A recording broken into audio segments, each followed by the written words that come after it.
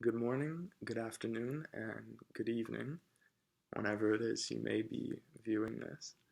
My name is Vincenzo Paldino, and today I would like to discuss the impact that social media has on our ability as a society to form relationships. Before I get into it, I first would like to share some of my own experiences. Personally, I was lucky enough to grow up in a time where social media was still in its baby stages. MySpace was dying out.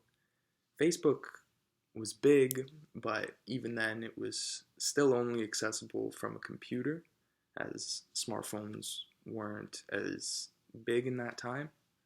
So if I wanted to hang out with my friends, it usually consisted of me bike riding to their house, ringing on the doorbell or knocking on the door, and possibly being greeted by their parents and having to awkwardly navigate a conversation with an adult because as a child it's very intimidating, but at the same time it's a great way in hindsight of learning how to converse and just learning how to be comfortable. And if it wasn't for me being forced into those conversations with my friends' parents, then maybe things would have been different in the way I communicate.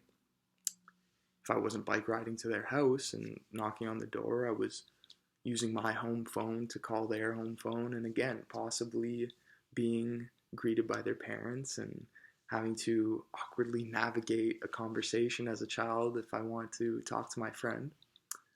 And in hindsight, I feel it was a very intimate way of communicating compared to now.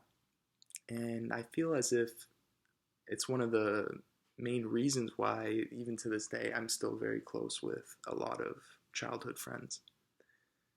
Now, as I got older, it was as if I woke up one morning and things like Instagram, Twitter, Snapchat, they were everywhere.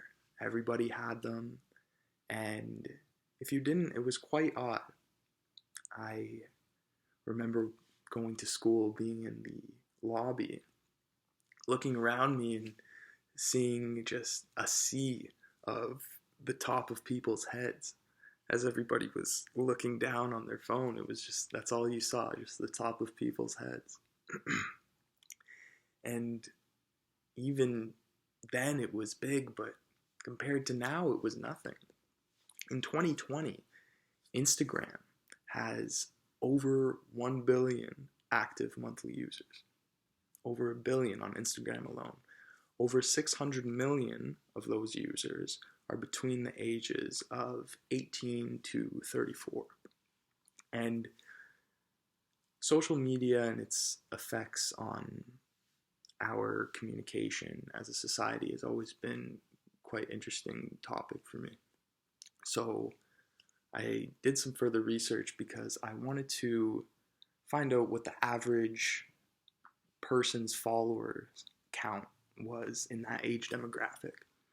And I couldn't come up with a straightforward answer, so I researched and I researched, and I came to my own conclusion, compiling all the information that I was reading, that the average amount of followers in the age demographic of 18 to 34 is around 200 to 300 followers.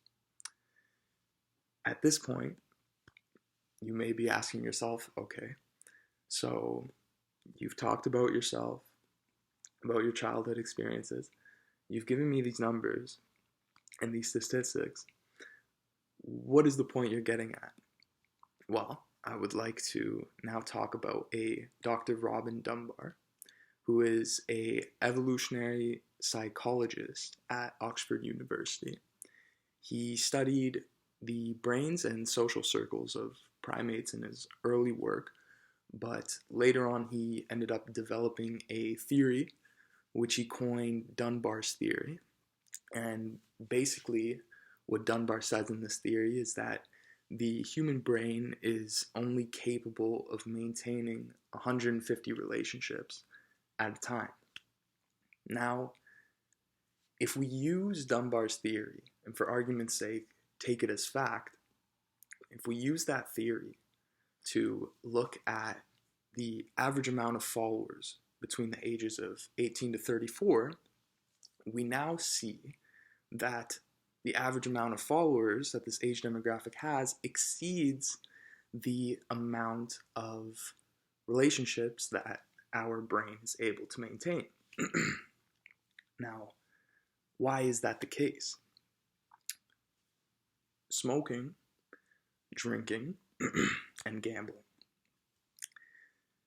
These are all three things that are highly, highly addictive. And the one thing that they all have in common is the release of the dopamine chemical in the brain. Now, Trevor Haynes at Harvard University, he is a researcher there. He recently wrote an article and provided evidence that helps prove the fact that when using social media, dopamine is released into the brain. The same chemical that is released in the brain when you're smoking, when you're drinking, and when you're gambling. It is highly, highly addictive. Now, there are age limits on those three things, but there's no age limit on social media use. Now, when you are a teenager, you are being introduced to the problems and stresses in life.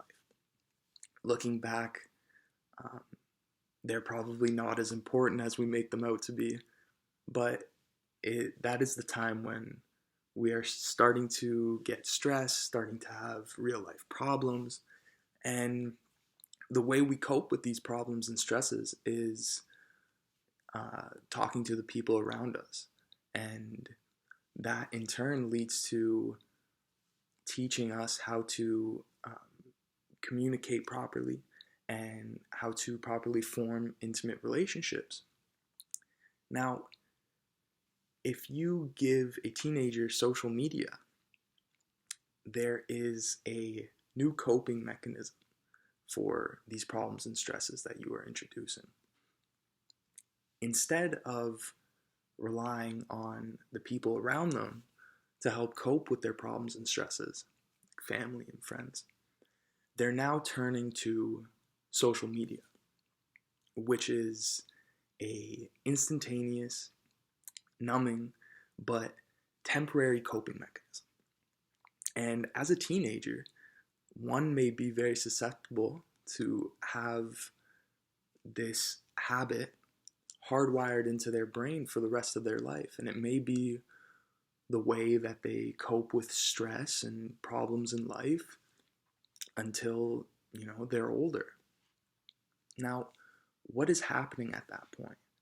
Well, you are taking away the ability to teach a teenager how to communicate properly and how to form intimate relationships with others.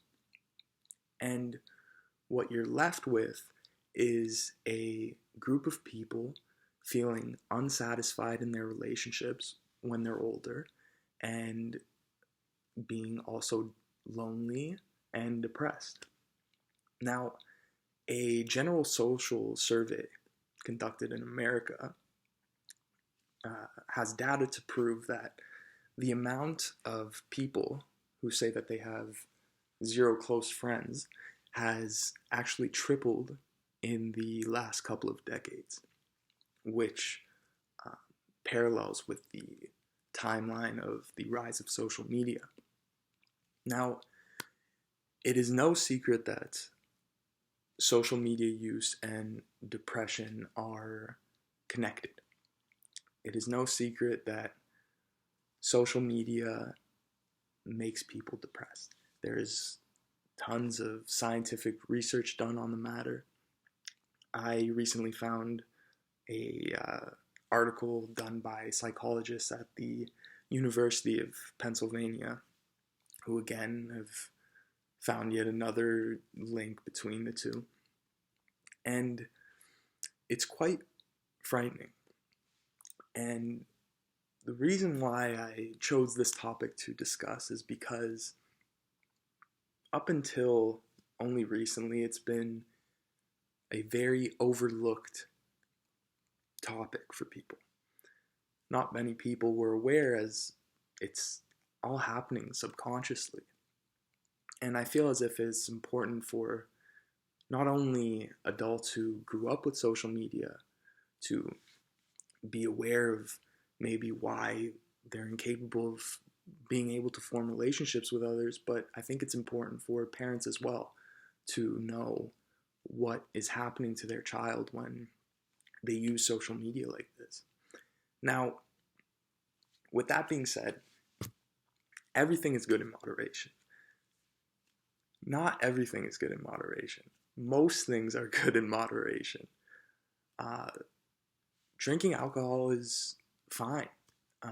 Drinking too much alcohol is not good. Again, social media is fine, but too much social media is not good for anybody. Anyways, before I wrap up, I would just like to say thank you for the semester of learning. I very much enjoyed the textbook and your perspective and your lectures, and I just wanted to say thank you. Anyways, I appreciate you taking the time to listen. Have a nice day.